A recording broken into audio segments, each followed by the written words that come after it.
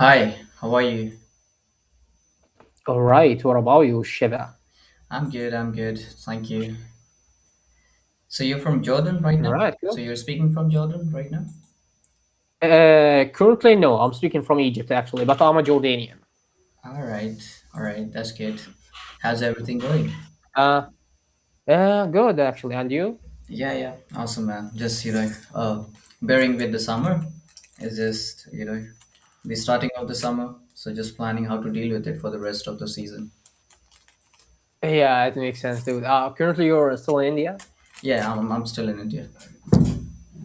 Mumbai, New Delhi, So I don't know if you know about, I'm from the southeastern part of India.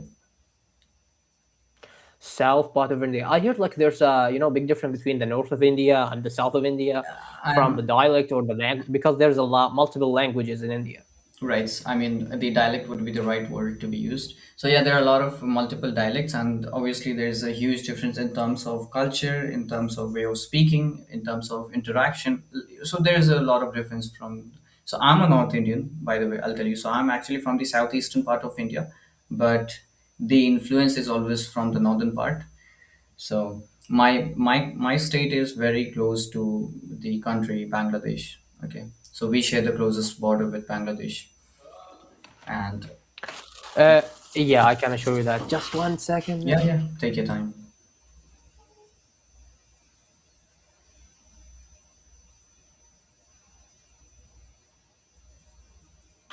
Yeah, I'm sorry. It's just my colleague, Yeah, that's my it. roommate.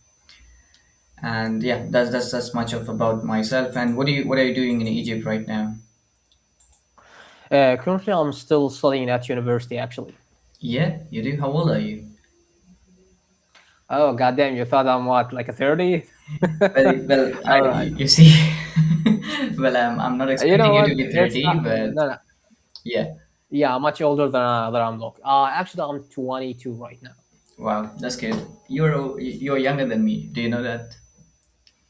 What, you're 23, 24? I'm 24 right now. Yeah, You born 2002, right? 2002. That's right. All right. So currently, what do you do exactly? Like, are you in a Well, job already? I have got a business. I am actually shifting myself. Like, I've been working. So I actually came on episode in like after 5 months. I was into the business of e-commerce, and then I thought of expanding it. And I'm actually doing a couple of other, freelance business that I'm trying to set up from the last, I've been working upon in the last 6 months. And yeah, so working on a lot of other things, and that's what I do. And like prior All right. experiences, yes, I was in the job at a very young age. Like I've been working in as a virtual assistant since the age of 18, and I've worked like till 2023. Yeah, till when I was. And you wanna practice your English, or I don't know, like practicing improving your English for I don't know, make your business bigger, I guess. See, English has been the very main core of my entire personality. And the contribution of English has been played a very major role in my career altogether. So I don't take it as more of a practice, but it's my lifestyle is what you can say. English is, and speaking to new people is something. It's my hobby that I live upon. So yeah, that's much about you. You can say so. So I never I'm not speaking to you with a particular goal that I'm trying to improve my English, but a goal that I need to speak with a new person every single day, or at least as much as possible, and that's what I try to do. No, it is understandable. Mhm. What I rather focus more than my English is the calmness, the communication. How clear am I with my pronunciations, my accent? Because I'm working with international clients, and the communication is the first point. As an Indian, they judge you, right? Before they, completely trust you with their business. So, yeah. I think because of don't get me wrong, because there's a lot of people from India who are fluent at speaking English or even having an accent, but the Mhm. majority of the time would have like a thick accent. I mean, even for me, it's hard to understand what they're saying. You know someone that was called acronymic, right? Exactly. And with He, me, go ahead. no, no, no, go ahead. Yeah, you finish it, please. I'm always. Like add something, you know. So I mean, with me, even in fact, interacting with the people from episode, and there has always been that sort of a feedback from the speakers that I hear is the Indian accent. That's something the Indians have to really work upon. And mostly the problem with the Indian people are they focus on a lot of grammatical formulas. These days people are getting smart. These days the industry or the English teachers or the influencers in India are shifting themselves, focusing more on communication, but there still has a lot of work that needs to be done for the audience over here in India, and they need to really understand that rather focusing more on the grammar, we need to more focus on our communication skills and accent. That has to be very neutral for people like you from the foreign country. I would say the most, to be honest, in my own experience, I would say the most important thing is the pronunciation. Because Hmm. in my case, in my country, we study like English since the like 6 years old at schools, and a lot of us, like, I would even exaggerate it, like 70 to 80% from the population graduate and they can't even speak a proper English, which Right. is doesn't make any sense. Because we just like the system in my country, the education system only focuses on about grammar, which Right. is not that used, honestly. If you want to take about your daily life basis, like have regular conversation, Hmm. you wouldn't need to be focusing about grammar. And by nature, when you talking a lot and speak with a lot of people, you will be correcting yourself grammatically in grammar, automatically without thinking about it. Exactly. The grammar like completely vanishes off. It disappears. I mean, none of the parties like you or me. If you want to talk more, I'm sending you the request, and we can continue our conversation. Yeah, sure. Yeah. Like even at the beginning when I'm trying to speak in English, like Hmm. after I graduated from high school, I was speaking like, hello everyone, I'm from Jordan, and I'm from a city called Tafila, and I'm 18 years old. You know what I mean? Yeah. Exactly. At the time I was at the time I was thinking to myself, I'm fabulous, I'm like an air speaker on speaking English, which is, and now if you think about it, it's cringe, It's that's it's, it's absolutely cringe. cringe. Yeah, and that's what I'm thinking about. Like schools, in my case, it's Hmm. useless for teaching English. In my case, I just listen to a lot of podcasts, Right. trying to absorb a lot of English content. Hmm. Something I can be related to. Because if I heard like a lecture, I would feel bored, and that's not for me. So forget about it. I was trying to watching something I can be relate to, like I don't know, Hmm. football, video games, whatever you like. Right. And by time, I think when I have like a lot of definition, a lot of vocabulary, in Hmm. my mind right now, I can express myself more than before. Exactly. So, Sam, I've got a question for you, right? So, being a Yeah. Jordanian, what is the best thing, one good thing you find good about being in Egypt right now? And what is one of the thing that you had difficulty adjusting yourself being a Jordanian, when you shifted to Egypt? It's not that big difference because Uh-huh. Egypt have like a different dialect, obviously, but they speak in the same language, which is All Arabic. right. So I would say the first thing, because Egypt, it was my first country to travel to, because I never traveled before, and I was like introvert person. I don't Mm-hmm. like going outside. Even in my own country, we have like a lot of sites I never seen like Being before. a local, you have never had a chance, or like you never preferred going out and exploring those parts of your place. You know what? Like if a Chinese person, never see the Great Wall, or Egyptian never seen the pyramids. Good In my example. case, I didn't see Petra or the Red Sea or the Dead Sea. I'm just enjoying chilling with myself in my room.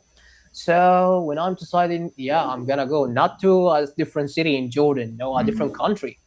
It was like a shock to me, the people, because I only listened to Egyptian by social media. I never Uh-huh. like heard Egyptian speaking with me.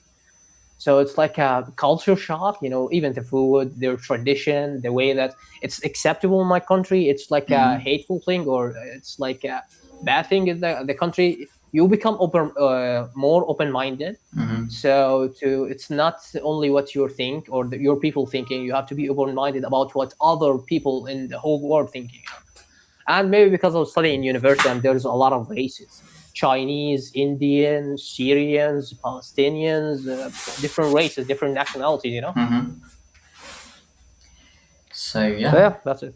that's great. Being an introvert, like do making a complete shift from one country to another. I think yeah, that actually makes you that brings a lot of changes in the personality. So in my case, if I have to tell you, ever since I started my journey, I got a chance to work from home, like working remote, right? And I never had a chance actually to explore a lot thing in the outer world. I come from a town area, right? Like which is hardly, there are like 3 million people, or like probably one. I think not even three, but probably one. So within that population, I never had a chance to explore much. So I always had this curiosity how it is to live in a city. So what I did is, when I actually got myself a job into one of the good companies in India, I chose to move to the capital of our India, which is like Delhi. I had one of my friend living there, and I stayed like over there for like 2 good years. And there was a lot of learning in terms of me as a person, and there has been a great shift in the way I speak, the way I see life. Because over there, what I actually saw yours, is even the animals had to had to work to make a living. I mean, I saw a bull, a bull really taking the load of like walking with a lot of loads, right? And I was just passing by with a cab, and I was just seeing it, that I just got that feeling. If this bull doesn't pulls up the load of his daily routine, you don't get to eat, right? He will not be feeded by his owner. So I was like, this is actual struggle, this is actual survival. When you are in a city like Delhi, this is the actual survival. Even the animal has to work hard for his day-to-day needs, and that has taught me a lot. That has taught me, because we have a topic over here, right? Do you have your own tips on saving money? So I have understood the importance of saving money. I have understood valuing money, and use it only when it's needed. And yeah, that has made my perception towards money and understanding money really good. Maybe because you became, I don't know, like you living alone right now. Do you have like someone with you, or you're living Like completely alone? currently I'm living with my family. I'm back in my town right now from last year, but yeah. All right, so you were living alone like before. Exactly. When I was there in the city, I was living alone. So it makes sense that when you're living alone, you will have more responsibility. So Exactly. nobody gonna help you. So even when you have like a money, you gotta like divide it. I have like the money for this month. I will divide for the priority basically. Something Hmm. you needed, something you it's a luxury, or something it's like a priority, which is like rent, electricity, internet. Other Water, utilities. let's say, food. Yes, Yeah, and become more independent. Dependent on yourself because nobody gonna do it for you basically. that's the whole point.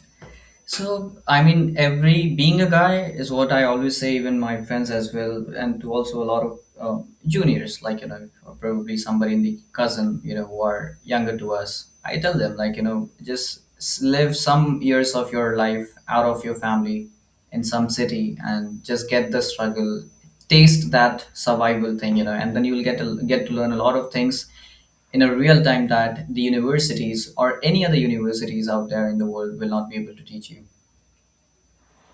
Yeah, and you know what? The funny thing that I have like a cousin, he's like 29 and Right, still dependent on his family. Like he can't even like make any decision because he never right. like lived them in their entire life. So even if for his married, his personal life, he can make it like There his are father or and his mother make it for him, which is I don't know. It is what it is.